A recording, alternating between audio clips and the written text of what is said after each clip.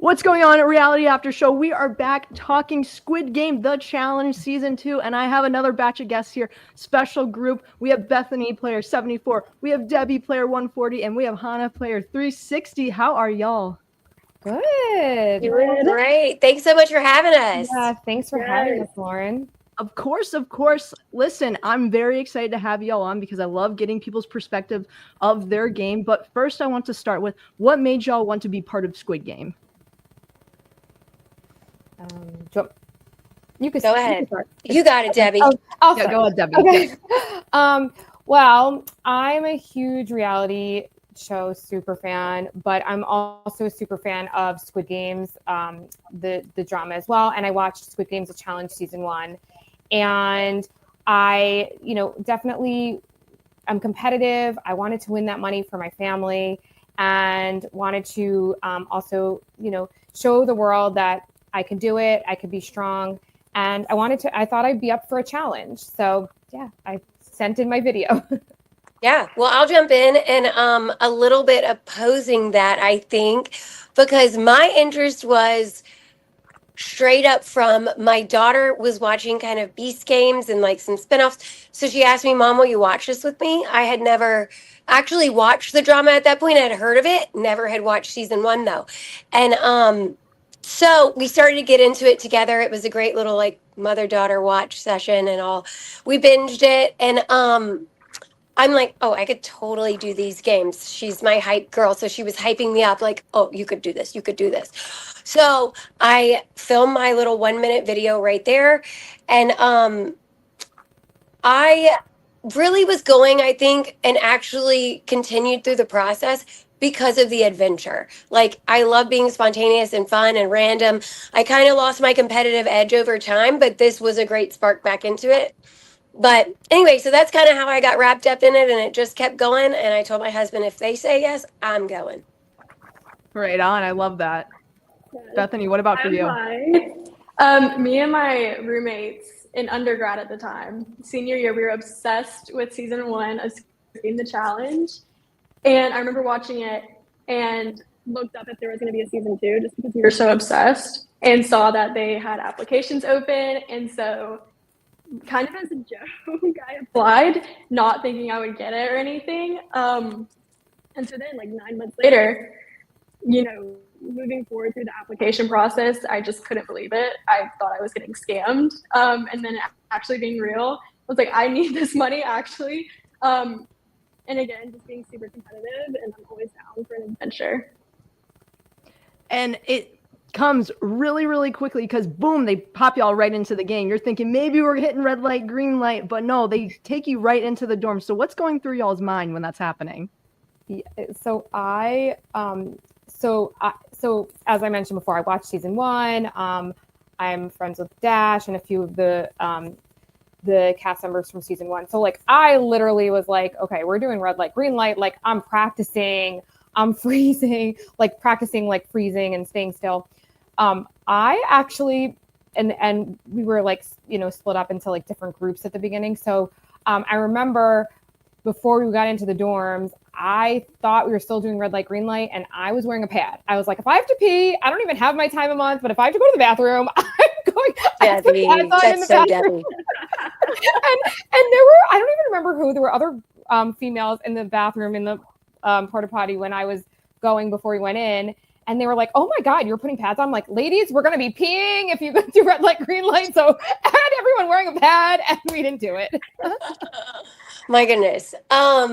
So, well, for me, I can say, once again, I was so unprepared. I got the call 5 days before. So all I did was kind of like skip into the second season of the drama just to see what might be included. But what I'm thinking throughout the entire, and this kind of lasted, was just survive another day. My first thought was like, I just want to sleep in a bunk. That would be really cool. And then it literally just continued every day. It was like, I mean, it would be cool to last one more day. It would be great to last one more day. And that, I wish I would have thought of it a little differently now, but truly I was in there surviving day by day. That was it. Going in to the games, for sure was prepared for red light, green light. There is a 12-hour continuous loop of red light, green light on YouTube that I had playing before even flying out. Just practicing. Even when we got in the dorms, I was like, they're just throwing us in here. Like, we're still gonna be doing red light, green light. I remember walking in, there were people literally practicing red light, green light in the dorms. And I mean, even when we split up into X and O's, I was like, okay, we're gonna go do red light, green light. Like, I was so How does this fit? Right. So I was really thrown off. The mindset was always there. We're thinking this is still happening, folks. They're splitting us up, but are they doing two separate red light, green lights? We do not know here. But I also want to ask, were y'all some of the earlier people that came in the middle section or the late section? So I was the last group. I wasn't in the same group as them, but my group was the last group. So that's why, like, I still thought that, but my whole group was like, we're not doing red light, green light. And I was like, well, maybe we still are. And I remember I had like medicine in my pocket and they were like, you can hold on to it. I'm like, no, I'm not running with it. And now I realize why they were like, you can hold on to it. There were like little signs, but also like we didn't have our leg warmers, like our, the what are they called? The long johns. We didn't have the long johns. So like there were little signs, but I don't know. But yeah, my group was last actually. So like everyone was already talking in the dorm and we came in last. We were woke up. We got on the bus as the last group as well. Yeah, I was one of the last groups too, but I think once I got in there, it really was like taking in the whole dorm situation. Like I was overwhelmed, I'm not gonna lie, because I don't even remember thinking about red light, green light anymore. It was just kind of like red or blue once they got me to that point. And even before that, it was just, okay, talk to as many people as you can, try to like get to know people, which to be honest, I'm not the greatest small talker. So like that is what was getting to me. I'm like, okay, just meet people and like try to connect on. I have 2 kids. So like, if you don't have kids, I usually am like, I don't know what to talk about anymore. So I was just trying to connect with people, and then it was the split. And that's where I was just like, initially I was actually going to go before other people that were like in my group and all were going red. And once again, 50-50 for me. I was like, oh, if y'all are going red, I'll go red. Easily influenced. I was actually one of the first groups. I was one of the first groups. I believe there had been like, I'm not good with numbers, y'all, 50 people before me, 30, I don't know. But I remember being one of the first groups walking in. And so for me, that just gave me a lot of time to kind of explore and like talk to other people outside of the group that I walked in with. So just forming those other connections. And that's kind of what helped me make my decision between X and O. See, it's really difficult when you're one of the first groups going in, but also one of the last groups going in, because first group, the anxiety, it's just ticking. When's everyone going to get here? And then the last batch of people, oh my goodness, people have already spoken to so many other individuals and I haven't had a chance yet. Yeah. It felt like that constantly, to where people had kind of like, right when I got in there, I remember being intimidated by the groups that were already connected. And, you know, I've already shared, I'm not a great small talker. So it was like entering into a little group, I'm already very intimidated by that, because it seems like people know each other better than they do. And once you're in there, I mean, even for a day or in the group before in the hotel, like there is a little bit of quick connection, you know? Yeah. I think also like for me being the last group, everyone kind of like stuck together with the people they knew. And I was like, my strategy was, let me talk to as many people as possible. So I ran around introducing myself to people. I'm like, if I get out early, at least I want to know I met people and like made friends and just like, you know, met as many, you can't make me 455 other people, but met as many people as I could. So like, there were definitely a lot of O's that I wound up meeting as well. And for me, you know, you guys just mentioned like it's part of the decision going from X to O.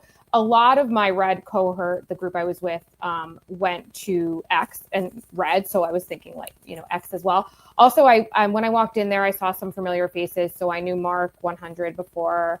I knew of Manfred I knew Melissa and I knew of Eric. So like I saw them going to X, and especially I was right near Mark and I saw him. I'm like, if we're going down, we're going down. I'm going down with people I know.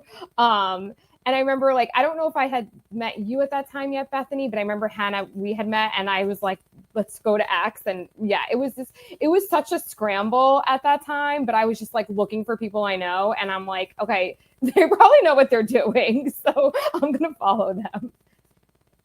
Yeah. I mean, there was really no rhyme or reason to pick X or O at that point. So really like a lot of people who watch the show are like, oh, you picked the wrong one. But it wasn't like pick X or O and we're going to count and support your, captain or leader or one of the twins. It was not like that. It was like, just pick X or O. You know what I'm saying? Like I did not understand the consequence even at that point of what that meant. Yeah. No, literally. I picked X because I was on that side of the room and I was like, I still thought we were playing like red light, green light. Like I was like, there's no way they're just gonna like mass eliminate half of the people. Like I'm just gonna stick to X. Yeah. Yeah. I think we were all kind of, and I think like we were all kind of just like a little in shock. I mean, I was at least a little in shock. Like I remember that when they were asking for volunteers, like Zoe and her dad wanted to, and they were kind of like back and forth arguing like, no, dad. Mm-hmm. And I remember he was trying to convince her and we were behind them. And then I was like, oh, daughter and dad and daughter. And then like, I saw some pairs like talking about it and then the twins. So we used to know who was going to volunteer. And it was kind of like, oh, no one wants to volunteer. It's kind of like, I mean, people do, but it's kind of like who wants to volunteer first. It's kind of like the chores thing. Like, do you want to stick out first and who wants to step up? So.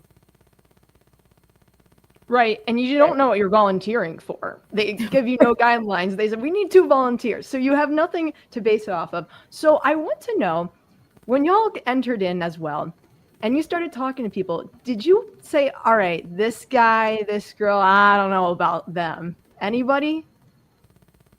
100%, I could tell you. And so, and I love Matt 98, like now knowing him and everything. And I love it. I've seen some videos where he's like, never did she like say anything mean, which I'm not a mean person in general, but I won't lie that I had a confessional that ended up, not being shown early on. And immediately they asked who's a threat. And I was just like, 98, not that I don't know that it's a full threat yet, but he's loud and I'm not sure that like my personality and strategy, which was just to like lay low, can handle like his big personality.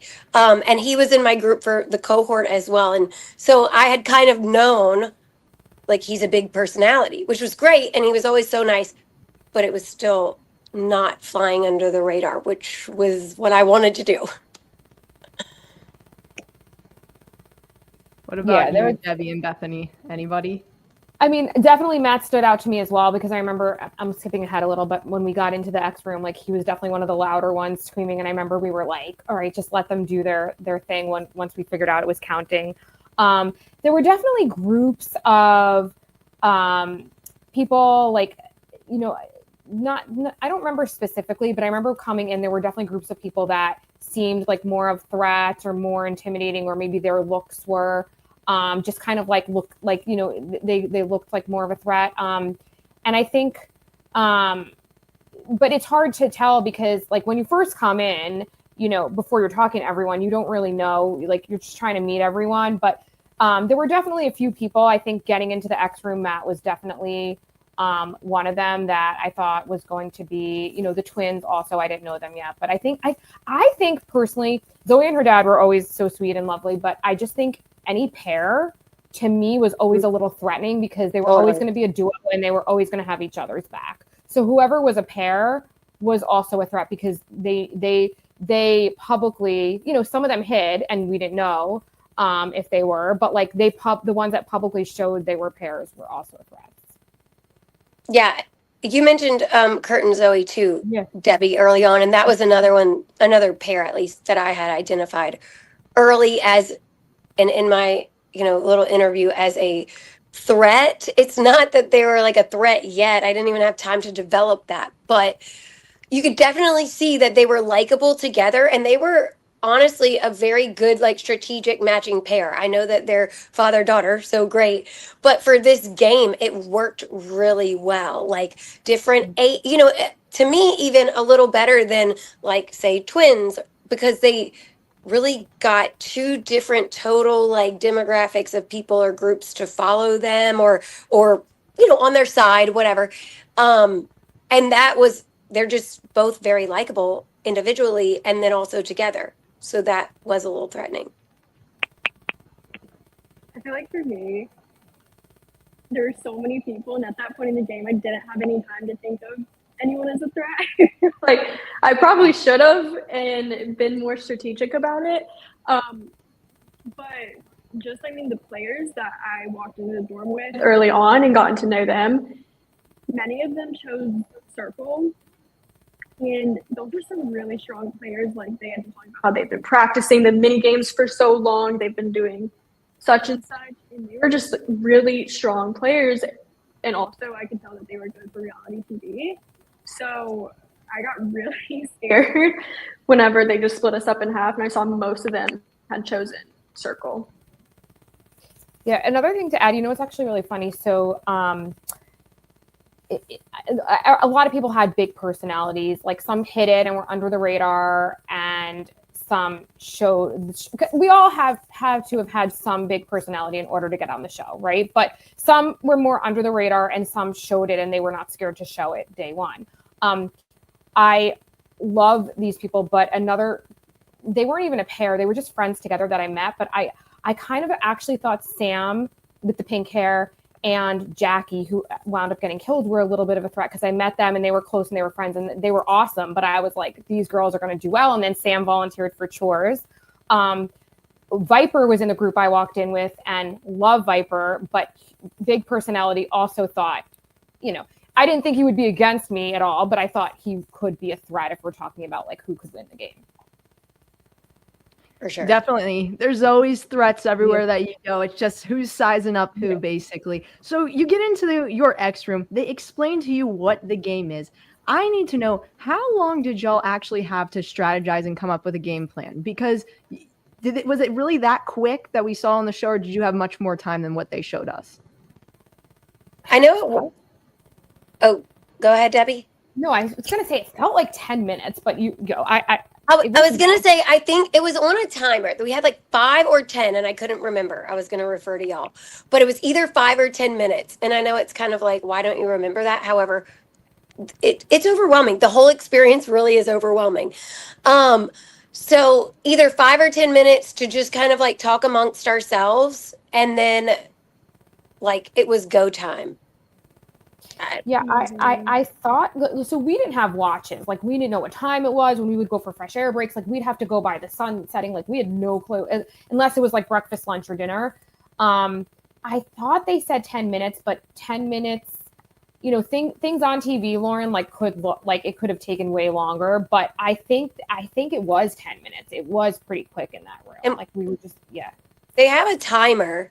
So that was definitely going that they started. Like there's a, little timer right there. But it was either 10 or 5. Yeah. It felt like the fastest but also slowest time ever. I blacked out during it. I just remember it being so chaotic, and I had no concept. I'm in there. Then you remember it accurately. That's exactly what happened. It was so chaotic in there. right. Like when they show it on TV, I don't remember if obviously we didn't walk in first, but like when they show like Matt walking in first and everyone walking in the line, like that's kind of how it was. Like we're in this white room and we're like, what? And then some people were like guessing, okay, if we're not in the dorms, like, like it's a good thing. But like we were all like, what's this? Oh my God. It's like everyone's like, they're going to press something. We didn't know it was counting, but we figured they were going to press something. That it was based on luck, and we're not doing red light, green light at that point. No, looking back, I felt like such an idiot by like what I was trying to guess it was. Like we were all just like monkeys trying to figure out what this thing in the middle of the room was. It was chaotic. Definitely. And so then when the game begins, y'all have your grouping that's going to count. How are y'all feeling knowing that Oh my goodness, if this does not pan out, I'm out. I'm done. Yeah. So sorry. So I was. Oh, go ahead. I thought we were done for. That just felt like the longest moment of my life during the counting, and just knowing so many good players in O. I know it doesn't affect. I know they can't bring anything. I was like, I'm done for. Like I'm just trying to like think. I always think of the worst outcomes to prepare myself, and so just in that moment, I was like, oh, I'm done for. But having a group of girls and just sitting there with them, that really helped me. And just kind of accepting that it wasn't really in my hands. There wasn't much I could do. Yeah. I was gonna say, so once we knew the AC/DC band, they were like, we're a cover band, and they volunteered, and they knew the beat, like clapping based on the beat, singing the song. I actually, like, of course, part of me was nervous too, like Bethany said, but I was kind of like, even though I seemed like scared, in my head I was like, okay, we got this. Like, unless they have singers, like we have a band, like they know what they're doing. But I remember like we were, and it was hard to see because I kept pausing the clip, but we were like on the left side in the back of the room, and us girls, we were sitting there, and there were a few others of other girls with us as well, and we were just holding hands, like having a prayer circle, sitting on the floor, just like silent, like praying. We were like, there's nothing else we can do. It's in their hands. So that moment was just like exhilarating, and just like, I don't know, for me, it was a lot of anxiety. And I remember afterwards, everyone was just jumping and cheering, hugging everyone around you that you didn't even know, because we knew at least, you know, and at least for Bethany and I, like we knew we at least made it to the dorms one night. We were sleeping in the dorms. We were, you know, we were going to be eating the food. Like that was my goal. Obviously the goal is to get far, but like, I was like, I'm not coming out here to not sleep in the dorms. So, right. Yeah. And my outlook on it was, so I wasn't really negative or positive listening. First of all, I think I had already like prepared myself. I was thankful, but just happy to be a part of this experience. And I think I had already come to terms with, and really like, this is what I was thinking was, okay, if I lose, I mean, this is still a hilarious story, at least for me. I mean, I haven't never been to London before or Europe. So I was kind of like, okay, it is kind of funny in a way that I'm going to tell my husband, I picked one side, I watched someone count, and I flew back home. Like I was full on prepared to just be like, I'm back, you know?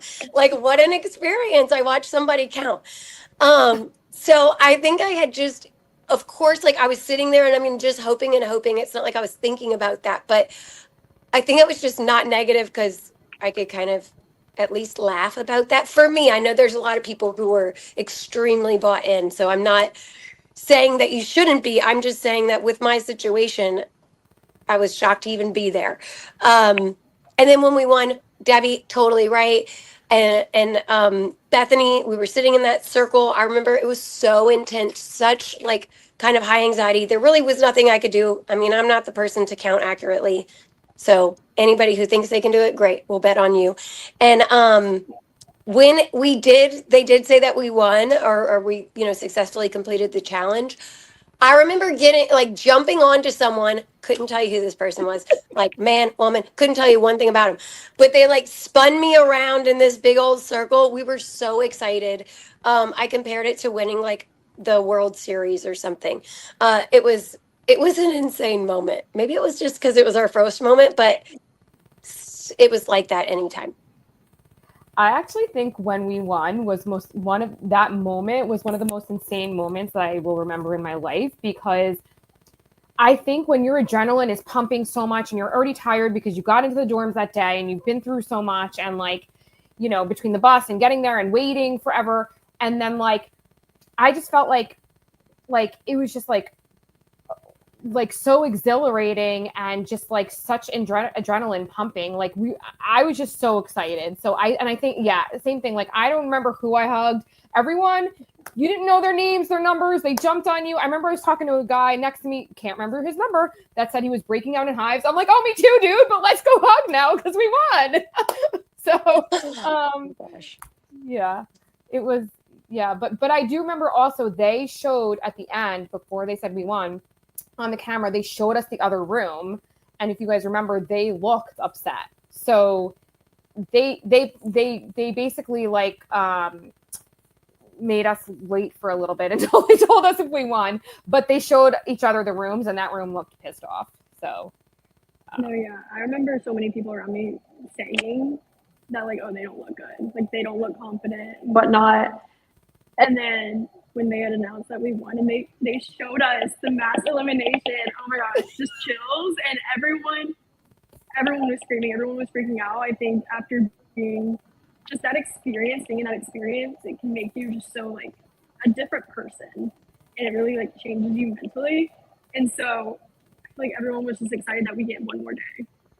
yeah, exactly. I mean, we felt bad seeing them all die because it was like a mass elimination. Like because I think people thought coming in, like, okay, if you do red light, green light, you're going out on your own accord. Like if you go out because you're not like freezing and you move, like that's on you. You're not relying on someone else. But I mean, that was the name of the game. Yeah. That's just the risk you make when you go out to one of these shows, because they have to eliminate a ton of people right off the bat. How they choose to do so, we don't know. It could be different every single time. Season 3, they're casting right now for that. I'm curious to know, do they go back to red light, green light? Do they do this again? I'm not feeling they're going to go this route again with the counting. I just think it wasn't great for so many people, and it didn't land the way they thought it was going to land. I think what they were going for was the whole volunteering of it all, of a duo, a pair, and just having that moment alone. But I think they get away from this. What do y'all think? Yeah, I agree. I fully agree. Mm-hmm. Yeah, I think Go ahead, it Debbie. was. Yeah, I was gonna say I think it was to try and emphasize and put the scene on the duo, right, to try and create that story. I think that probably was the point, and to do something different. There's people that are saying we were supposed to do red light, green light, we weren't. Who knows? But I do agree. I mean, I don't know if I think they would do red light, green light again, but I don't think they would do this specific test again. So, yeah, and I mean, I have my own theories because everybody does have like a theory and a rumor, okay? Like even within the cast, out of the cast, everyone that I talk to. So for 2 reasons, I agree, Debbie. I think they were trying to highlight maybe those relationships, because obviously throughout the series, we've followed relationships and things. So what would that be without a start to it? And then secondly, though, comparing the red light, green light situation from what I know about it, which is limited, is I know the filming of that was really difficult. I mean, I think about pentathlon and how long that took and all of that. Could you imagine red light, green light? I'm sure that was really difficult for production. So I think they were just trying to like get to the heart of like, okay, we've got these people, these are relationships, this is who we're going to follow, this is how we're going to structure the series around it with these 220 whatever people. Because if not, I'm kind of like, they could have even taken a whole episode on that. I mean, it went by so quick. Mm-hmm. Like, it was even hard to watch for the people, I would say, speaking on y'all's behalf, is that, like, it was even hard to watch for us. I wanted to see more of it. It did not capture the intensity that was in that room. Yeah, I was shocked when they showed the 12-minute premiere like that Saturday. And I saw the first 12 minutes. Like, I think a lot of us were like, wait, did they show clips or was that it? Like, that was it. I thought maybe did they edit it? But because we again, like we were saying, yes, we were in there probably 10 minutes, but the whole setting up and being in there and showing different groups talking, like Matt screaming. I mean, our player circle was some little thing, but everyone talking, like they focused on a few people, but I thought we would have, just like they had a whole episode on red light, green light, that they would have more on the X and O rooms. Yeah. No, for sure. Like watching that early 13-minute clip, I was like, there's no way that's what the first 13 minutes is going to be like. Like there's so much footage that they could have used, especially prior to the game even starting, like when entering the dorms. Right. Like, they could have shown so many of those new relationships being formed, because when you're in there, you make relationships so fast. and you really connect people on a whole nother level than you would in the real world. But no, I was very kind of upset that it really was only 13 minutes. I mean, that test was so intense, and it just didn't capture how intense it was. And like y'all said, like it could have been a whole episode. Like it was crazy. Well, also, like, you know, we were saying how everyone went in by groups. Like Bethany, you said your group was towards the beginning. Mine and Hannah's were both towards the end. We were all like, I don't remember how much time it was. Maybe at least like, I mean, my group was last, but I mean, it sounds like it was at least maybe 20 minutes each group to talk amongst yourselves, capture on, and then have the next group come in. And it was a lot, you know, we got to know each other going on the bus as well first. But I think, it was more just, I think what they showed was Zoe and her dad talking in the room, but I thought they would capture more of those conversations and stories and getting to know everyone kind of as well. But obviously there's different storylines that come up, but yeah, it was a lot of, you know, getting to know each other versus just being thrown in like it looked like. They did move through it pretty quickly, but I had an idea of how they could fix a game such as this so you feel as though fate is in your own hand. We can afford everyone to have their own button, blindfold everybody and let them count themselves, and they press the button when they want to press the button. I mean, it's just, you can do that. We can afford 456 buttons. Yeah, that's a lot. I wouldn't do it. You can. I'm being serious. You just line everybody up. Everyone's blindfolded. You can't see what anyone else is doing, and you hit your button when you hit your button. Yeah, honestly, that would have been, I think, a better fit. I mean, just being honest, like I'm totally cool with the way that happened, but because it's already happened. But I do think that would be better because even, you know, I don't want to skip ahead, but even following some, it felt like this was a very, you know, team-based season, or we were relying on other people throughout. So that I like that idea. Mm-hmm. Great idea. You should be a producer. Yeah. I'm a gamer, so I think through and analyze. I mean, I'm a big time reality TV fan, so I see different things. But you have to think about that you could do that where everyone then feels as though I got out because of me. And that is what the red light, green light provides at the beginning of the game. So if you're going to wipe out half, at least make them feel as though they were part of the way they went out. Mm-hmm. Mm-hmm. No, I like that idea. Like going throughout, like looking back, I would be like, oh, well, like I didn't have any say. Like I had no control over the situation. And like you really don't, but low key, like if you have a better idea, like you could do something about it if you really wanted to. But I feel like a lot of us in that situation, we're like, I don't trust myself for all of these people's fates. Like, so it was really hard, like battling with like, was it really in my control or was it in someone else's control? Mm-hmm. Definitely. Well, y'all survived. You made it through. You're into the dorms. And so the brother ends up showing up into the dorm. He has now also survived. And they have to do the little task where they have to eliminate 3 people. Did y'all have any clue what was going on? Was something up? Were you paying close attention to them? So my one little where my back is showing scene that I had talking to Mark. I don't know if you remember, Lauren, but yes. When Mark's like, I think something bad's gonna happen to me, and people were asking me like, oh, did you know Mark before? I'm like, I did. That's, you know, like I saw him in the dorms. I was like, oh my god, a familiar face. But anyway, I was like not sure, and he's like, something bad's gonna happen. The twin's back, and I didn't even realize the twin was back. And then I was talking to them, and I was like, oh, like I was nervous, and he was nervous. I didn't really talk to the twins, so they didn't know me or my number. But I think they were going around asking people like what they would do with the money. And I definitely thought something was going to happen. I remember like Mark and I were holding hands because he's like, I'm scared. I'm like, even though like there was no legitimate reason, I was a little scared anyway, because you never know. So yeah, we thought something was going to happen, but we had no clue who, you know, what they were going to do, or if someone that did a chore had to do something. Agreed. I mean, for me, it was like totally sketchy. I mean, was I focused on them? No, but they were definitely, once again, my strategy was fly under the radar. So it wasn't like, go run and meet these people right now. Like, no, not prime time for that, at least in my eyes. So whenever they were going to eliminate, I'm like, or whenever it was time for an elimination, it did shock me. So, and you can see me in there right when they do the elimination. I'm standing right behind the twin and they show him.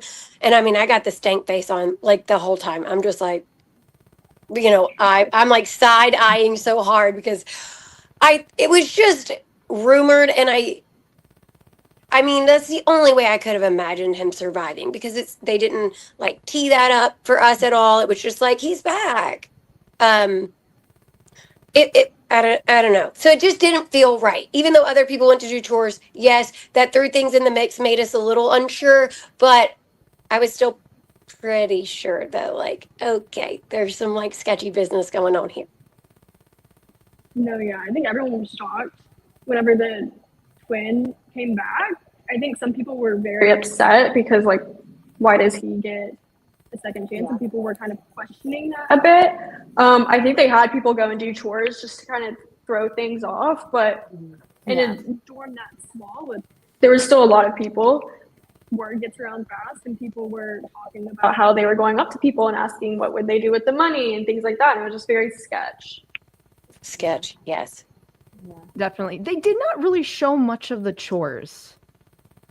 Yeah, I mean, and I think it was Sam and I forgot who else, but there were definitely 3 people that did chores around the same time in the beginning. And that's why people were talking like, oh, did they have to do something? And I remember, I think it was Tyler or someone we were talking, and he's like, I'm going to go up to them and ask. And they said they didn't, so they're not lying. And like, but before they killed the people, the 3, I know I was one of the people. I think people were wondering if it was really the 3 that did the chores, like what was going on. Because, in season 1 that you have to do something when you do the chores, and like, I don't know, you never want to volunteer first. So I was confused. I don't know. Yeah, they were definitely trying. I mean, production, and that's what was in my mind is like, they're obviously, it's one of the 2, but I feel like they have thrown in this chore or whatever to distract from just knowing that knowing from last season or whatever, not every chore comes with an elimination or not every chore comes with something. So, but like, you came back. Like, that seems a little bit more intense than going to do a chore. You know what I'm saying? But I would have been wary of everybody, or was. I thought it was great, though, a twist just to bring it back because that's why they wanted it. They want the duo to step up so they survive, so that the storyline is there for a little bit of time. Now, after that, they can't really control, which is why I want to jump into the pentathlon of it all, because we see even with them, could have been one person off and they could have been sliced down to the opposite side of one another. So let's roll into y'all, though. How did you decide what group to kind of go with for the pentathlon? Yeah, so I remember we get into the room. I remember the 3 of us were standing together, and I don't know, like, I had an idea, but like they showed us the rainbow. We weren't really sure because they said groups of 10, and I'm like, well, the pentathlon's 5. So like, I think they were just trying to mess with us. So we were just like thinking, oh, do we like, we were just like kind of, do we go by like, because we're all like petite females, like, do we go by like, is it going to be the pentathlon by height and we were just kind of like all talking in the room. And then all of a sudden they said, you have 10 minutes to get into groups. And then Bethany, I know you went to a different group. Hanna and I stayed together, but like we were on the different side of the 5-person team.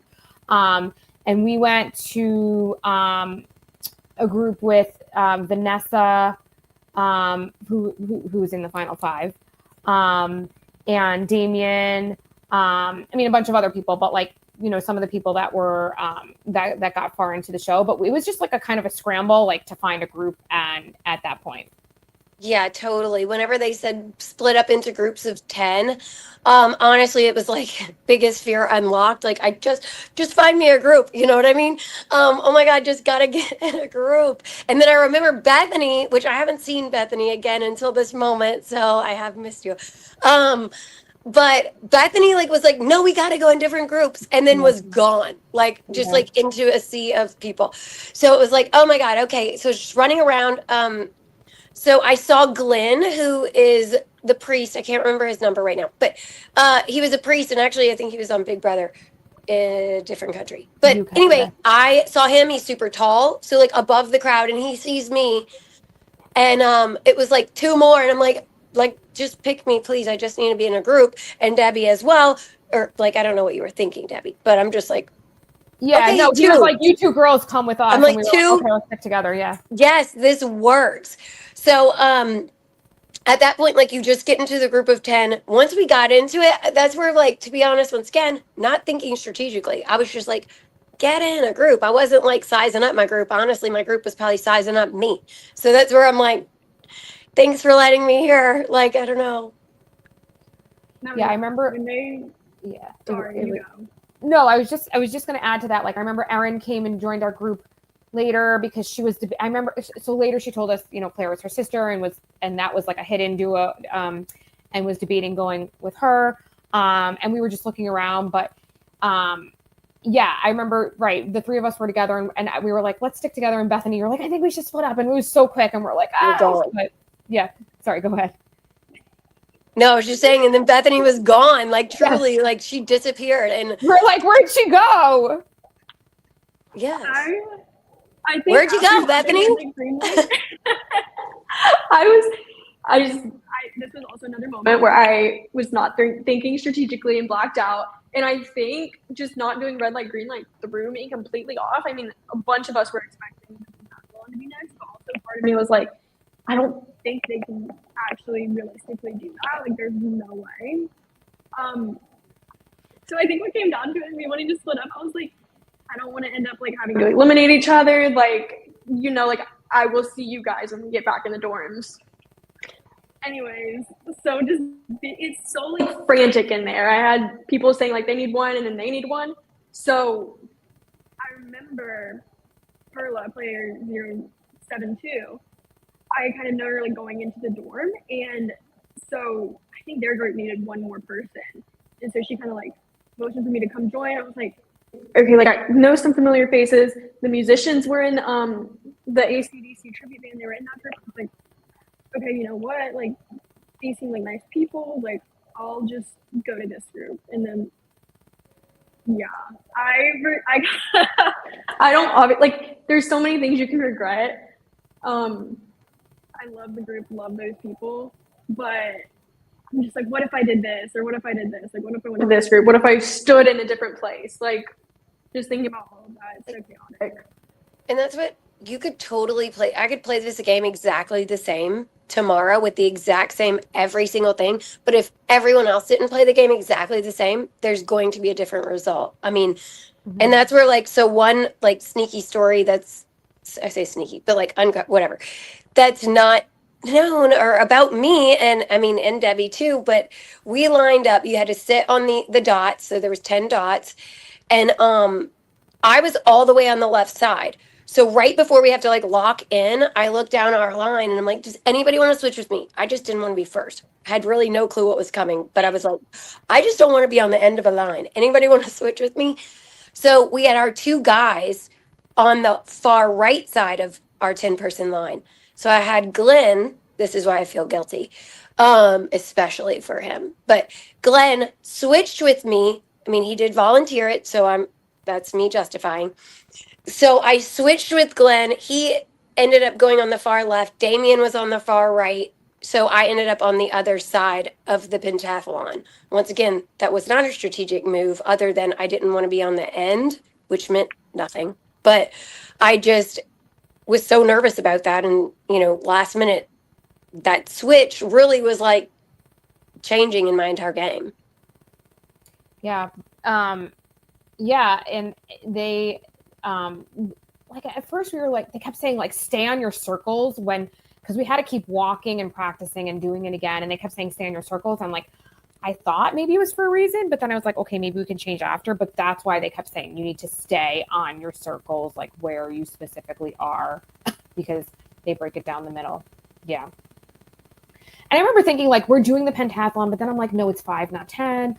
Are we going 10 versus 10? Like, is our group staying together versus another group?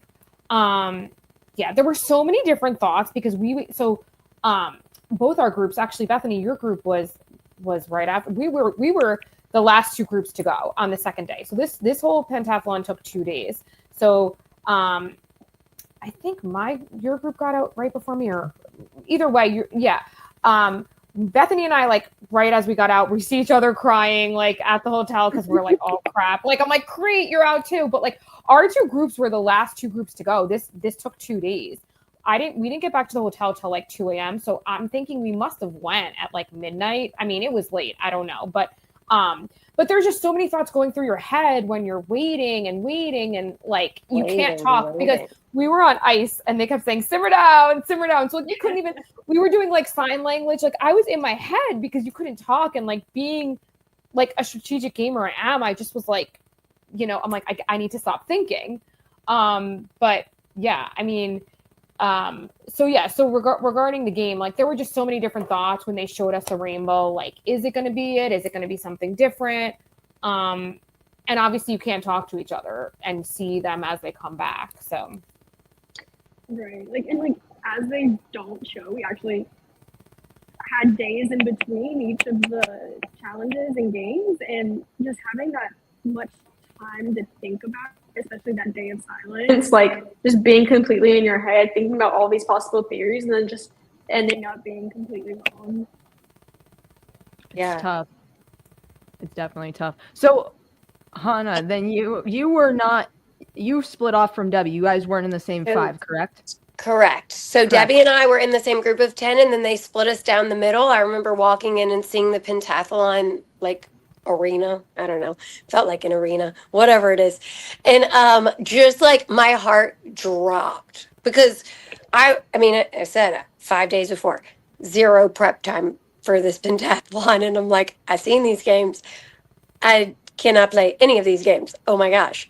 But my heart dropped just in general, more than just like us versus them. It was kind of,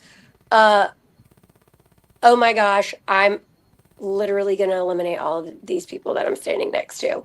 Right. Which was like including farther down the line, you know, Debbie and the full 10. I'm like, oh, just, it doesn't hit you like that. And I know that's not totally accurate, but that was the feeling, was just like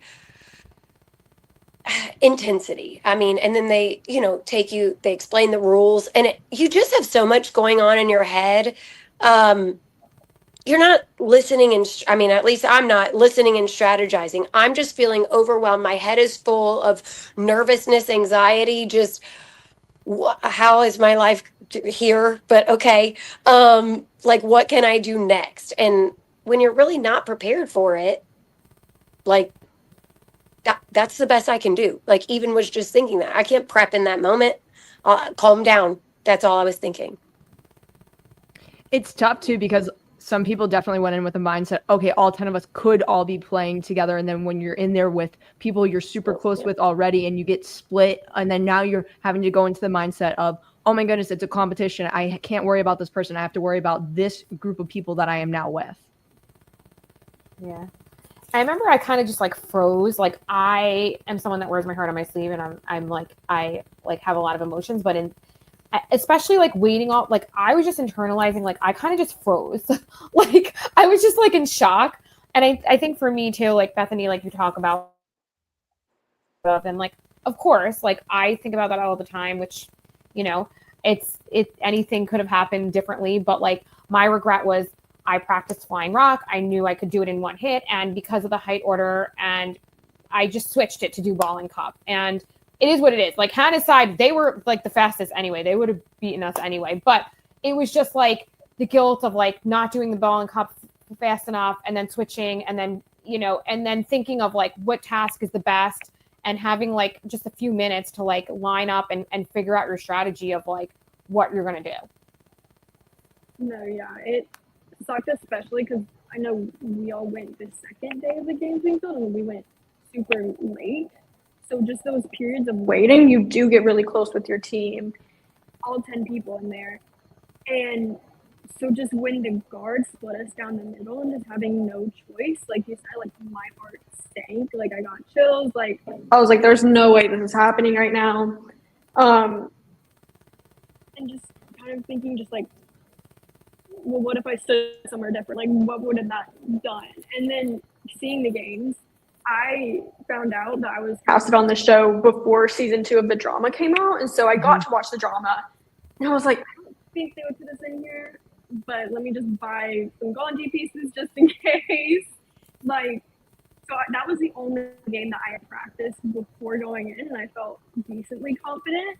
Because, like, I want to have my own fate in my hands. Like, I'm going to practice this and be good at it.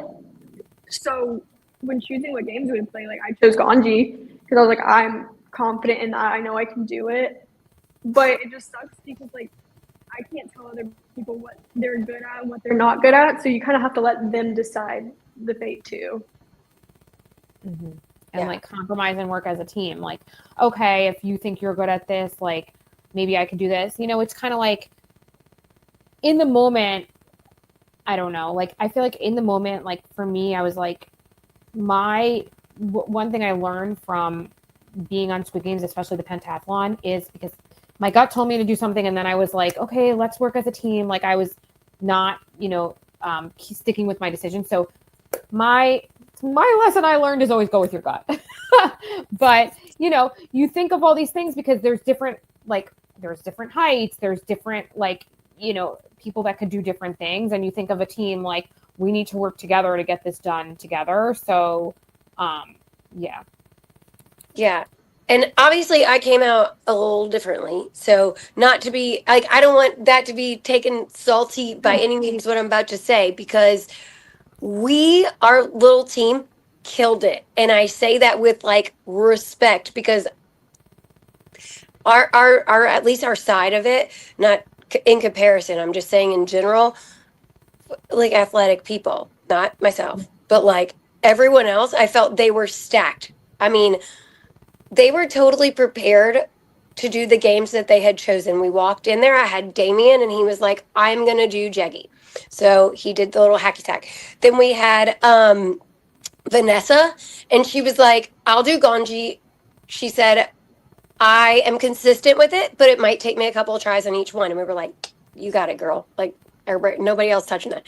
And then Vicky was like, I'm so calm. And she was. Actually, even before walking in, I had whispered to her, like, I have no idea. This is the calmest woman I've ever met.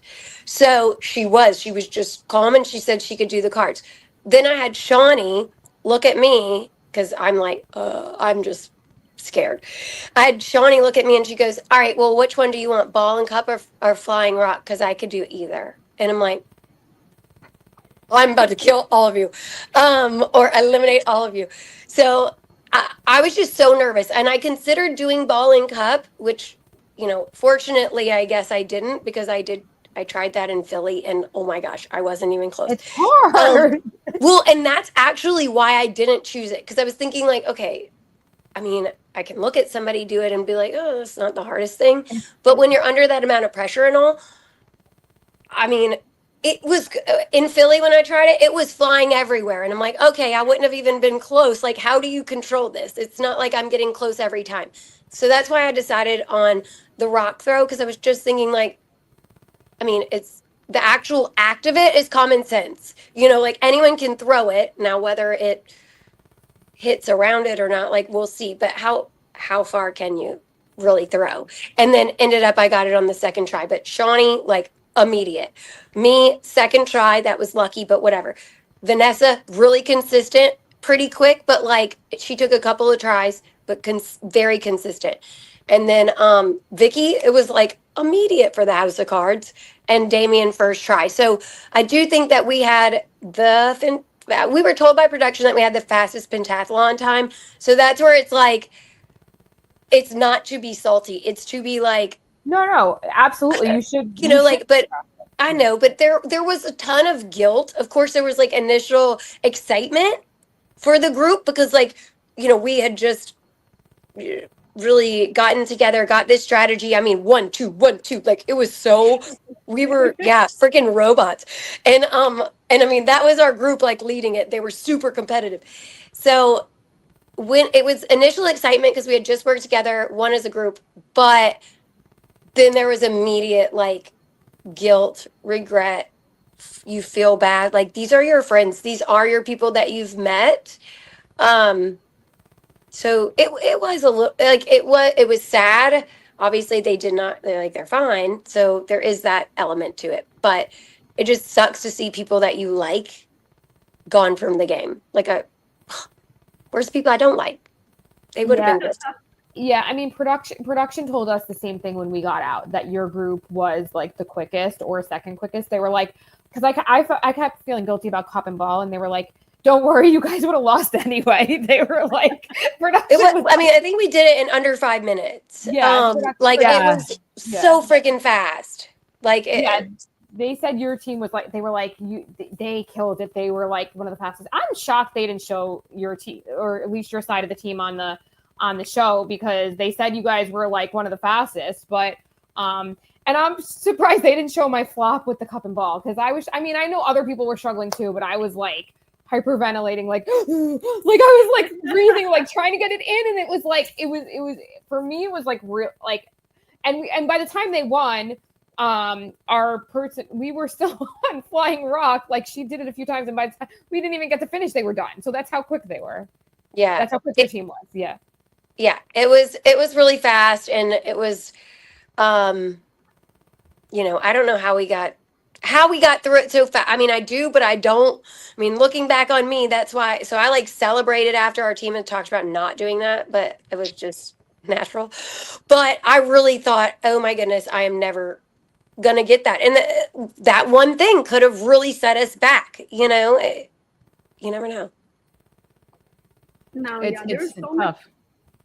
There's so much that wasn't shown. Like, again, this could have been a whole episode, just by how long everything took, and like how many moments there were. Like, I know you guys have said y'all had some moments that you were surprised weren't shown. I mean, like, for us, yes, we took so long. Both of our teams took so long on Flying Stone. I'm just like, come on, guys, you never played beer pong, like, and so literally, our team, the guy, it was like straight from the TV show. Like, he threw the rock, he hit the stone, we're all cheering, and the guard holds up an X because we all look down at the same time and splits over the line. Like, there's no way that just happened. So, like, just so many moments like that I wish they would have shown, especially from other groups too, because I wanted to see y'all's. I wanted to see what happened. I was so invested. Same. Yeah. You do get invested. And like, for me, I mean, to be honest too, I've been bragging about this rock throw for a year. Okay. Cause it really, that was my highlight of being there. It was like the one thing that I was like, I'm surely not going to get this. And I mean, I was over the moon. Whether we won or not at that point, I was kind of like, at least I did not eliminate everyone. So I really was over the moon. Been bragging about it for a year to my husband. And then it doesn't get shown at all. Like, he was like a liar. Well, I'm like, I swear I was an X, and I swear I did the pentathlon. Well, you definitely were, because you were seen later. You were seen later in Catch and Mingle. So like you know. Well, yeah. Well, I mean, I know, but it's like my family and friends and people that, you know, were invested in me watching are like, well, are you there? Like, you know, and I'm like, yeah, watch episode 2, which is fine. But also then, I mean, not to skip ahead again, but they're only going to show my crap throw. They're not going to show my good one. Like, come on, balance me out. Yeah. No, it's true. It's true though, about like when I had a watch party with my family and friends too, and like they didn't show our team at all. I think they showed your team, Bethany, but they didn't show us at all at the pentathlon. Vanessa said there was like a second of her, but you'd have to pause and watch that millisecond. Like, they didn't show us dying. So my friends were like, where are you in episode 2? Are you dead? Did you come back? Like, we saw you like in the very beginning, but we didn't see you again. So like nobody knew if I was dead or not, because they didn't show, like in season 1 where they showed everyone dying. They didn't show that. So it was a little confusing. I thought they were going to show like all the different heads, like beep, beep, beep, like everyone dying, like they did in season 1. But and I liked that about season 1. I mean, I guess going back to that production, not who am I? But with that, like, I do like that because you get invested in people, like, you know, and the groups. Like, I definitely think they should have at least shown all the groups, like, for a millisecond, especially the people who got eliminated. Like, but we want to know who got eliminated. Like, what if there's somebody that walked in and you just saw them and you're like, oh, this, you know, handsome gentleman or whatever, you know, you're thinking about this dude. Oh, I'm going to be watching this guy. And then you're like, well, I never saw him again. Right. Yeah. it still even happens when you go to marbles. People got eliminated from marbles, and we didn't even know that they were eliminated. And there was not that many people left on the show at that point. Oh my God. I know, particularly Nick and Tyler. I'm like, oh my God, you guys. That's to me, I don't like that. Like, we're invested in that person by that point. I mean, and I don't want to be like, I want to see him get eliminated, but I want to know. I'm following. Like, what happened? Are you just not shown in the next game, or like, did something happen? You have to ask. Yeah. I think Yeah, I think it was clear by like day 2 that we were there that this season was really focusing in on pairs and relationships and how you rely on each other as a team. So I think production was going with more focusing on the pair storylines, but it's still like, I'm so invested in these people, like, please. So, and I guess to add to that though is, so Claire's sister Erin was with like on in our group of 10, and she was on the side of Debbie. Once again, I know she played basketball and all super athletic, so I was like, oh goodness. I was just nervous, but she got eliminated, and they really just never connected that back to Claire, I guess, because it's too much to tell the storyline of everybody. But also, like, I feel like that's probably a big part of Claire's story, and like her being there, and like, I'm sure, so they probably just had to cut a lot of that. I mean, I think they could have just snipped to like her sister got eliminated. I mean, however you do that, but I don't know, identifying the pairs, but showcasing that doesn't just have to be the ones that either last or make the impact, whatever. Yeah, I was surprised by that they didn't show, because I feel like they showed a lot of the pairs, but I do remember I didn't know Erin was Claire's sister until the very end, and I remember right before we went, because she hit it, and she was like, "Oh, I was like, that's why I went to X, because I saw Claire was there, and I was debating going on her team. Like when I came to your team last, like then I got it." But right before we went, she was telling Damien, like whispering to Damien. I mean, she was telling me after. If we get out, Claire's my sister, take care of my sister, watch my sister, like if our team gets out.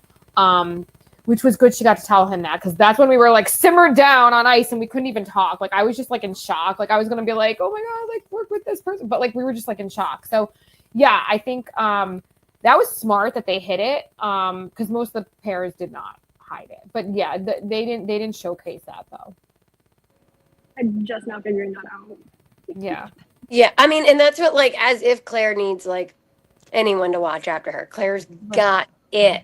But yeah, I mean, I just thought they would have at least kind of covered that, because I'm jumping ahead here, but going back into the dorms, that's when Claire, I kind of talked to Damien and Claire, and I found out that Claire was Erin's sister, because I had talked to Erin obviously on ice. And yeah, they have the little microphone, so anytime they hear you, like they can hear you. So they're like 360 for 2 days. Anyway, so but walking back in the dorm, I was just like so excited. Of course, you walk back in the dorm and you're like, ah. But once I got in there, I'm like, who are you people? I've never seen you in my entire life. Like, who? This is a whole new group of people. Everybody that I knew, like. Everybody, I'm exaggerating, but like close, got eliminated. And once again, makes the game way harder. It's just like a restart. And that's intimidating and exhausting at that point. You're like already. I know it seems like it was one episode, but it was like however many days. I'm tired, Yeah. It's all good. But see, that's the thing. You form relationships with certain people, and the entire group can be completely eliminated, and then you have to start over and find other people to then work with, because it is a very heavily social game, because you have those points where that 10 coin could potentially come up, and if you're not good with that person, you could be out. Mm-hmm. Yeah. I mean, yeah, and I saw that, or I heard about that a little bit later in the game. I mean, specifically with the coin. But yeah, right. It's tough. That's why for me, my strategy was in the very beginning, well, if I'm going to go out, at least I want to try and meet as many people as possible. But also, like Hanna was saying as well, I wanted to not be on like the twins or people's radar and not be like the loudest, to stand out and be targeted. So it's hard because again, like there's a lot of people you meet at first when you get there at the hotel, and they're divided up, and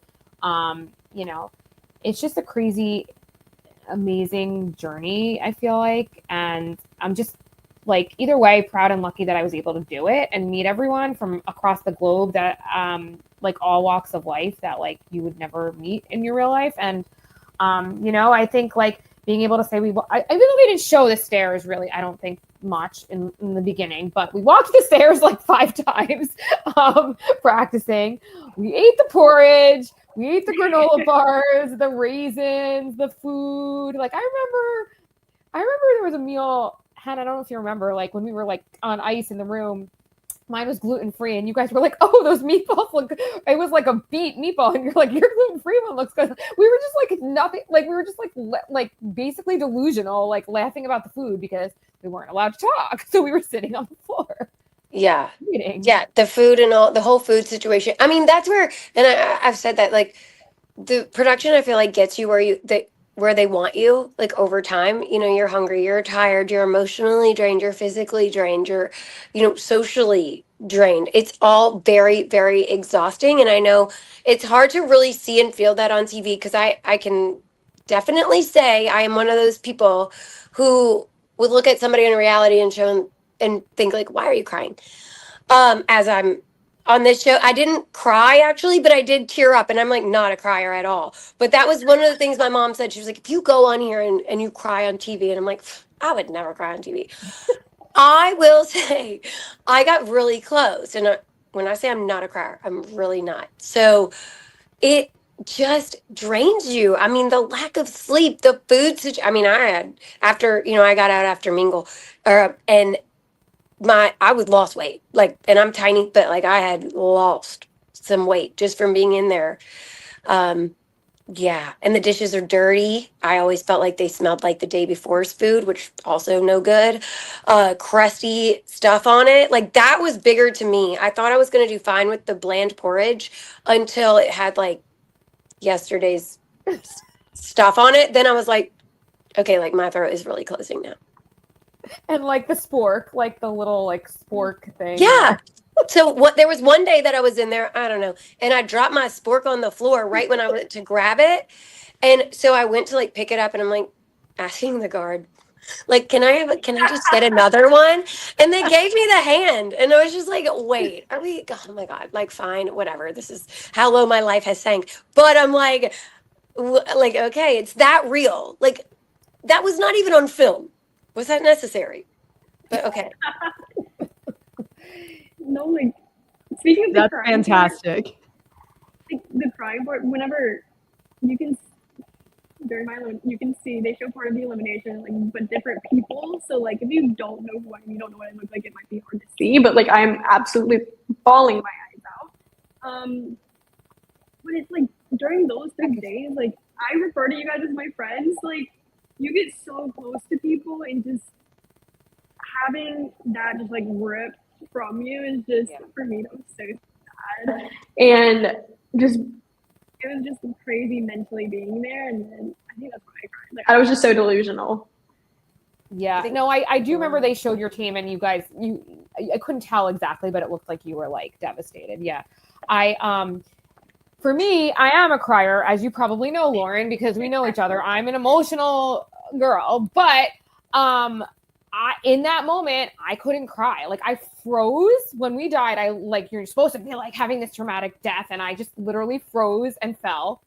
I couldn't like I remember you guys were like, oh, I love you guys. Like I just like literally froze.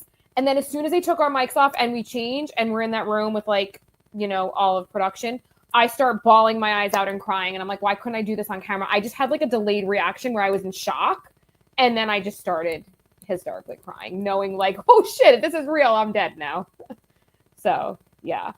But I think like, I mean, I know like I saw other people, I don't know if I forgot if they were on your team or not, Bethany, but I definitely saw other people that were like crying at the end too, like getting out. And like, I think it's just hard when you're in that moment, all the lights, the camera, like production. And then you realize when you're out, like, oh my God, this is, what's happening. Yeah. I got it together once. I think someone from production or from some psychology came up to me and was like, "Hey, I'm gonna need to have a chat with you later." I was like, "I'm good. Like, I promise you, I'm good. I'm just like, I can't believe that just happened. Like, I'm good."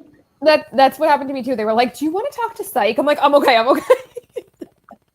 but they did have psych on hand to like talk to us after and stuff. And yeah, I mean, it's no matter when you get out of the game, it's emotional. Like, you know, I think obviously the longer you're in it, the more you're invested. And like, you know, like I even felt like I lost like a few pounds. So I can imagine like Hannah, like I'm sure the longer you're in, the more weight you lose, the more you get invested, the more you're like emotionally attached. Because even for me, when I got home, being there a week, like I kind of felt like this like empty feeling for a little bit. Like my husband would talk to me and my kids would talk to me, and like I was just kind of like in a zone. Like when I first got out, like I don't know about you guys, but like for a week or so, like I took extra time off. Like I was supposed to anyway, take extra time off work, so I didn't go back to work right away. Like I just kind of felt like detached from the real world. And like, you know, my husband and like my close friends were like, "Oh, you should be so happy. Like you were just on reality TV, you were on Netflix." But I'm like, you don't understand. Like, yes, I'm happy, but like you're not able to empathize with the feeling of being out. Like, yes, I'm grateful, but like you can't really understand unless you've experienced it yourself. I think. So true. And like so many people of my friends, like they watched the show and they're like, "I can't believe you would do this," or "I can't believe you chose to do this. Like I would have like done this and this and this. I would have done this so much differently. I would have lasted so much longer." But truly, when you're in there, you are not thinking straight. You are so detached. Like it's a crazy experience to describe to someone that hasn't done it. Yeah. Well, as y'all said too, y'all went so late. You're competing that late at night. It's crazy. And when you're one of the last groups to go as well, you're thinking constantly, what is it going to be? What games am I going to see coming up next? So you're having to process that. Meanwhile, there's people that go early on. They're just chilling in the dorms, all talking to each other. They're not partying, but they're drinking, like talking, because you know everyone like went to the bar when we got out, but it was like 2 or 3 a.m. by the time we were done with like psych and everything. Like the bar was closed. But yes, I mean, it's, you know, because as everyone gets out, they're talking, you see who's out, like every group, you know. But yeah, I mean, we woke up in the morning and we had to wait all day, go to different, you know, rooms and yeah, processing rooms. And I mean, it looks on screen like, and I don't know, obviously, because, you know, Hannah, I wasn't there obviously for catch and mingle, and I'm sure they took a long time too, but like our pentathlon taking 2 days to set up, like it looks as you watch it that it's quick. That took forever. So they always make it look like it's quicker than it is, but it takes a really long time to like set up and do.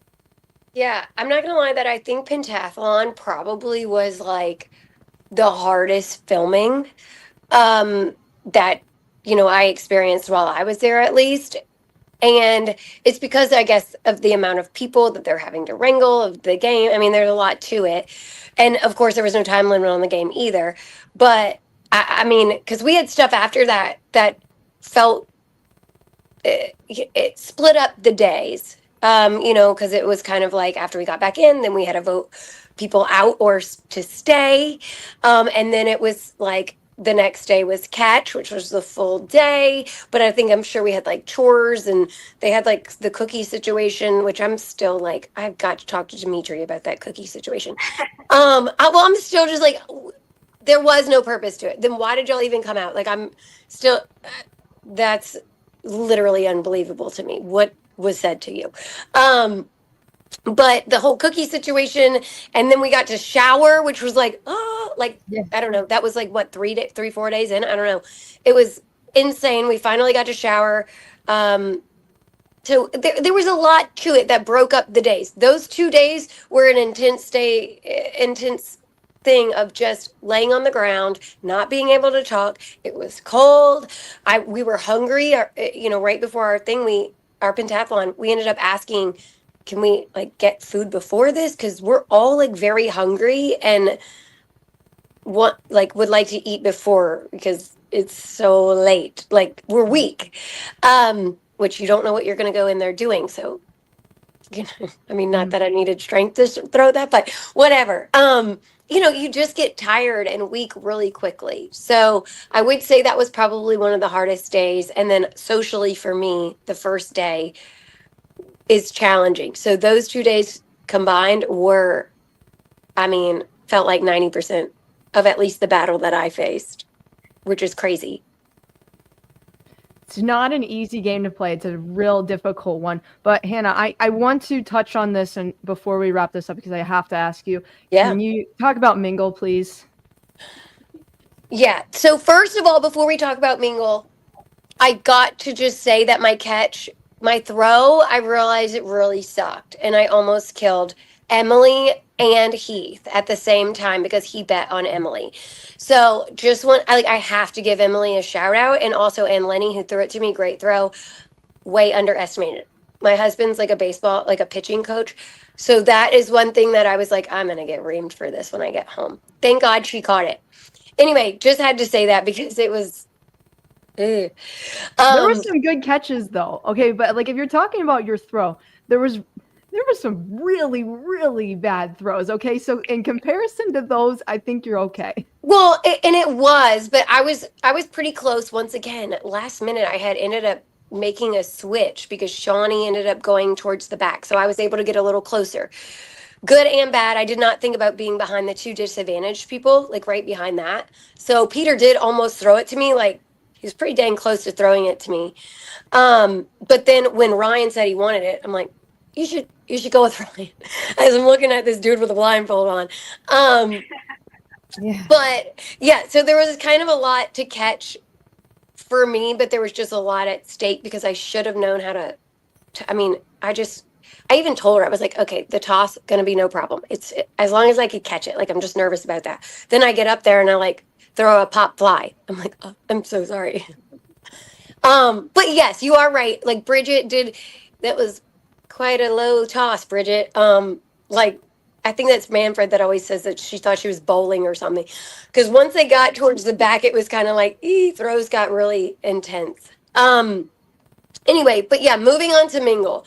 So I was the first the first group to get eliminated in Mingle. And there is story behind that. So first of all, things that people don't know. At least with me, the production team was kind of grabbing me out and asking me like, okay, who's your alliances? I'm assuming it was to kind of structure their, what they were going to follow around things. And at that point I had a couple of interviews. So maybe they were doing something around our group or something. So they're asking me about who my alliances are, which is putting a lot of pressure on me. I never called anyone an alliance. So I was just like, like having to say my friends. And I'm like, I guess they're my alliance. I just don't want to like put that target on me. So things start to get in your head. So like, what's your strategy? Who's your alliances? Who are you going to be grouped with? And then next thing you know, we walk in Mingle. So you're like, okay, they just asked me, I should group with the group that I just said, which no regret there. I mean, they're way more athletic and way more like suited for Mingle. But then what we did was a practice round. So this is the only game that we did a practice round. My alliance, I'll refer to it as, has 10 people. So we've also collected with like Melissa's group who was behind us. So I don't know if everybody knows Melissa, but Melissa and Eric's friend Melissa, vice versa. Anyway, so we're connecting with her group and that's a group of 12. Everyone kind of knew that we were grouped up kind of tightly based off of just how we were acting and our strategy there. I think we were a little too grouped in. But anyway, we did the practice round. They say the number 10. Fabulous. We have 10 in our group. We walked to that door and locked it like it was just like a stroll down the little street right there. It was the easiest practice round. We did not watch what was happening and the chaos that was ensuing in the room. We just had a little party to ourselves. Then we walked back out and they called the number 6, which first of all, like Marcus knew because he had got the napkin. Like there were some things and I wasn't in all those alliances. So Marcus had got the napkin, knew the number was 6, but where does that put us? We have 10. So 4 and 6, the group behind us that we're using as like to help work our group in, vice versa, is 12. So they split 6-6 and they go. So we're left with 4 and 6. Obviously, I could have run to the door, and that was my initial strategy. But when they explained the rules in the game to us, they said this is a game of persuasion. It's like, do not run, do no physical contact. Absolutely, it was like, this is a game of talking. You need to decide on your group on the platform, and then you will walk to the door. I know. What was I thinking? I should have gone with my strategy. But whatever. But after, I think I could have like experienced that had they not just happened to say the number 10 for the practice round. But I just assumed that's what everybody else was doing, I guess. So I'm like looking, I mean, I looked very confused. I'm like looking around and they're like, what's happening? I help Nico like get off the platform. I am like not in a hurry because it's just like, you just are you while you're in there a bit. And me getting away from my like competitive nature 15 years ago, I just was walking and helping this man like walk down this platform. And then we get there and Damien's like, this wasn't the plan, Hanna. Like we had, like you've got to find 2. And then I turn around and I have never seen such an empty room. I started to say like 2 and then I was like, there's like not, this is a big white room. Like there's no one to even talk to. So there was no one to even like try to get to from. Everybody was in a room. It was settled. It was done. Doors were locked. Because I've had a lot of feedback that said, your group left you. It's really not like it was. Like you just get in a room or you don't. And that's where like I didn't have my game mode hat on or whatever. But even my elimination, that was 10 minutes of us standing there in a circle and we're just like waiting. And I'm kind of like, okay, practice round number 2, like, let's go.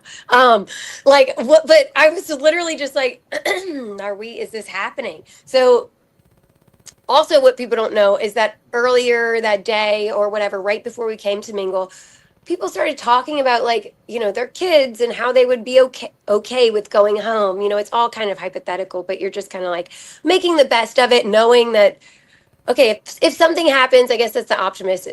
It'll be fine. Like, I'll be happy to see my kids, this, that. So I threw it out there, like, anybody want to trade? Not actually thinking it was work, but I was kind of like, maybe, you never know. But they show that being so quick. Like, I said that, and then we, like, kind of got in a circle. 10 minutes later, boom. But I will talk a little bit, because I know this is the interesting part, but so I get out, get eliminated. They bring us to the back. They give us pizza and like my sweats, it was like a treat a bit for me, at least. I was like, pizza and my clothes.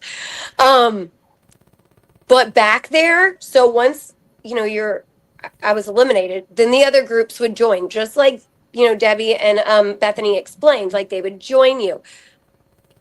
And that's what was happening. And I was eating my pizza like, oh my God, tell me more. Like, give me this scoop.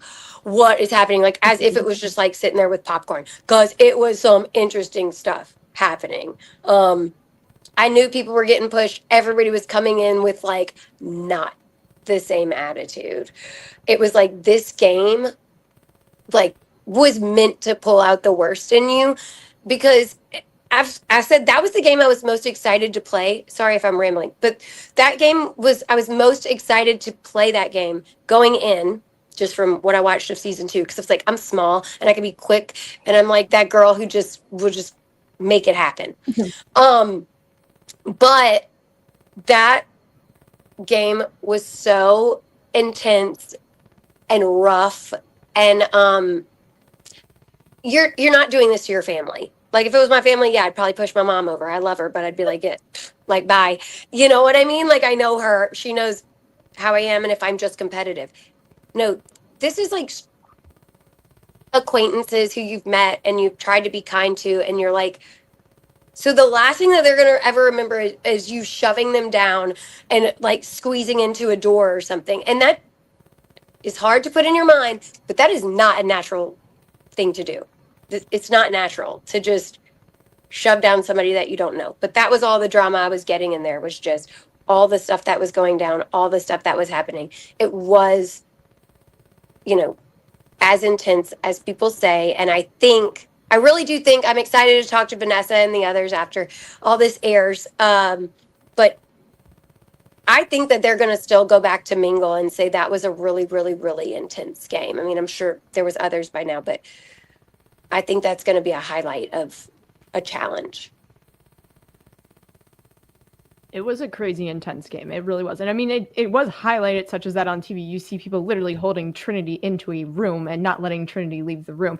I think the thing that you ran into, you have the practice round. So in a practice round, everyone knows I'm safe. So the chaos is not going to ensue. But then finally, when the game does ramp, that's where everyone's colors come out. And some people are going to choose, all right, I'm going to bump a couple people. Some people are going to choose, all right, I'm not doing that, but I'm going to sprint to a room and just join a group and see what happens. So there's various strategies that people are going to go in with because a lot of money is on the line. Oh, yeah. For sure. And I mean, like Natalie, you know, she had gotten kind of a rapport. So she was like 2 behind me in catch. And she's very vocal about like her opinions and just like very vocal. And then that's where during the doll, she told me, you know, that I was on the list to like Nyx. So I was like, oh my God. I mean, I was scared of her, but I think people had started getting that vibe from her and realized that, okay, there's a fine line of being competitive and wanting to win, but also like you have to win these people over to win. Mm-hmm. Because that was the difference in season 1 and season 2, or at least fully like at the part that, you know, I'm at or lived to, whatever, was there was a lot more in your own hands in season 1. Season 2 was you better make friends and you better be trustworthy. And because if people saw you stab somebody in the back, then like you were on their radar automatically. So definitely. Yeah, I wanted to do Mingle. That one was my favorite that I wanted to play because similar, like I'm small and petite, I'm quick, social, but yeah, it looked not fun. It sounds that way, but it looks like, and from what I heard, like way harder than you picture it being because like I'm small, like I'd probably be trampled on and like couldn't be, you know, like I'm sure you got that too. So yeah, well, I really didn't because of my like approach. Yeah, but yes, like after that, I know I would have just been sprinting to a door. Mm-hmm. Like that was the strategy. That was my strategy going in before all of like things get in your head. But I'm telling you, and that's what. So after I got out and I did do a interview. Once again, not shown. Huh? I must have been very bad at them. I don't know. Anyway, but once I was done, like I had to put back on my eliminated shirt and like speak to this game, and they're asking me questions. I remember being I'm normally positive and energetic, but at that interview, I was like, if this gets shown, that's so embarrassing. Because I was like, this game was not fun. This game was so horrible. Like this game showed the worst in people, and like it. I wouldn't say it was a fun game. I think maybe if we were doing it with friends and like people who knew you, it's different. But this really caused physical contact between strangers. And I mean, there's freaking Marcus in there who's an NFL like, you know, like dudes who are big. Like I remember Isaiah said, you know, Viking, get off me and all that. And like Damien, sweetest guy ever. So it was just those kind of things that were just like, okay, like that was really unnecessary. We're all doing this, you know, I get it from Isaiah and I get it from Damien, but we're all going to the same thing and we're using the same tactics to get there. Like everybody's pushing, everybody's shoving, everybody's panicking. But there was a lot of like negative judgment that just came out. I just want to say one thing that I noticed, and in talking with him after, I think you had August on, right, Lauren? I did, yes. I noticed that August like left the room for other people in Mingle. Mm-hmm. Yeah, that was just. I mean, I don't know. Like, I have to listen to like the whole story, but I just heard like part of that like I was like, wow, like that was heroic. Because like, I don't know if I would have left a room. I would have been like, see ya, shove you out of there. So, well, and I can't remember exactly, but was it because there was too many people or was it because he walked off the platform? Because I know some people ended up getting nervous that they would get their whole team eliminated if they walked off the platform a little bit too early, like a second too early. And if you were in a room with somebody who walked off the platform, then your whole team would be out. So I can't remember August's exact situation, but possible that like there was so much going on. There was a lot of rules. There was like a lot of there was a lot happening. So did anyone else try and follow the rule of just like this is a communication game, or like was it just all of a sudden everyone's Girl, they realized that so quick that was a terrible strategy, I think. I think we were like showcasing what not to do when you're in Mingle. Yeah, because that was the worst strategy ever. But I think for production and like, filming reasons, they probably did want people to sit there and talk. I mean, they ended up getting something else that was probably camera gold, but I think that was their target, was to get people talking and like, no, don't include you, don't include, that kind of thing. But that was not the game. Well, look at the specific people, some that you have left there. There's no way those people are sitting around negotiating and talking. They are going quickly to any door and every door and grabbing who they can. And we see the betrayals. There were the betrayals that were there. I mean, the ones that had the disadvantage, they thought they were all set and they weren't. So it just, everyone's mindset going into it is just going to be different than the person sitting next to them. Yep, that's so true. So why don't we wrap this up here? I want to ask y'all one final question. What was the biggest takeaway you took from competing on Squid Game? God, there's so many. Well, I think I said before, like, always go with your gut. But I think one thing that I for me personally, I think, as I mentioned, like going on, I wanted to win the money for my family, but also to give back. So personally, I'm a Lyme disease survivor. So I think being able to, unfortunately I didn't last long enough, but my goal was also to like show the world that if I can do it, you can do it too. Like if you have autoimmune or, anything that you think can hold you back. But I think for me, go with my gut, and that I realized like I can do more than my body can do more than I think it can do. And you are stronger than you think you are. And you can adapt. Like, I think another takeaway is like being able to adapt quickly to different environments. Like you have to in that situation. I think for me, I mean, it was so great to have that experience and so thankful for it. It was the craziest experience ever. And I think my biggest takeaway is just one, it's important to stop and take a breath and not just immediately go with what you're thinking. Like, I need to slow down and think things through. And two, I think I'm more extroverted than I think I am, and I'm not as quiet as an introvert as I've kind of had thoughts about myself before. Just going into it, I was kind of very scared.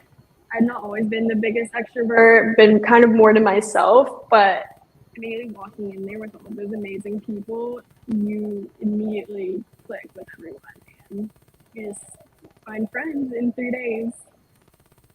Yeah. And I guess, so with that, my takeaway is so I did it for the enjoyment, for the spontaneous thing, for something that I honestly just didn't think it was going to happen. So I'm 35, I'm a mom of 2. This is just not something I get to do anymore. So enjoying the experience and also just being yourself, because I still look back and people have asked like, how did you get casted? And I'm kind of like, I am not really sure, but it is kind of a spark. And I'll say this because I had my casting producer messaging me, she's the sweetest, but it's kind of a spark, and it's kind of nice because she was just like, you've earned it. Like, don't be apologetic. I say sorry a lot, but like, don't be apologetic. You've earned this. Like, you did something. I saw something in you. They've seen something in you.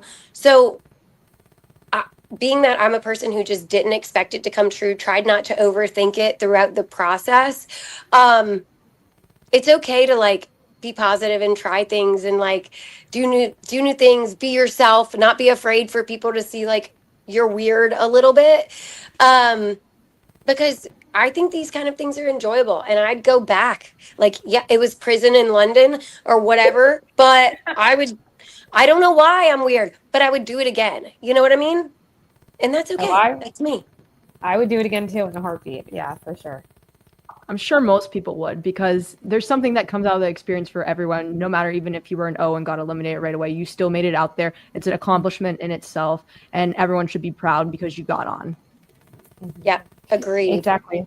We all made through the I feel like what you said, Hannah, like everyone had that spark and something that we made it through. 160,000 people, 456 of us made it. So yeah, I mean, I don't know about other shows, but I think this is a pretty large number of applicants, larger than a lot of the other shows because they're like US based. So yeah, I think it's a big accomplishment for everyone. It's also a big hit with the drama and all that as well, so people can see that, and so they're invested in it and saying which games are they going to have on this specific season, because they pull from the drama, which makes it so unique. Yeah. Well, with that, y'all, such a pleasure. It was great to have you on, Bethany, Debbie, Hannah. This was so awesome. I'm glad you got to share y'all's storyline, what the behind the scenes work, because people want to know those stories, because we're not seeing that always on our screens, but then when you get to come on and talk about it, we get to hear who you are. And so it was such a pleasure. Thank you so much. Really appreciate it. And great to meet you, Lauren. Great to see you, Bethany, and Debbie. Good to see you again. Yeah, so nice to see you ladies again. And Lauren, good seeing you. Thank you so much. Always a pleasure. With that, everyone else, check out what we have going on in the Reality After Show. We have a football podcast. I'm covering everything Squid Game. More interviews to come. Last recap will be coming out. 99 to Beat coverage, and always Survivor as well. So check all that out. Once again, y'all, thank you. Thanks.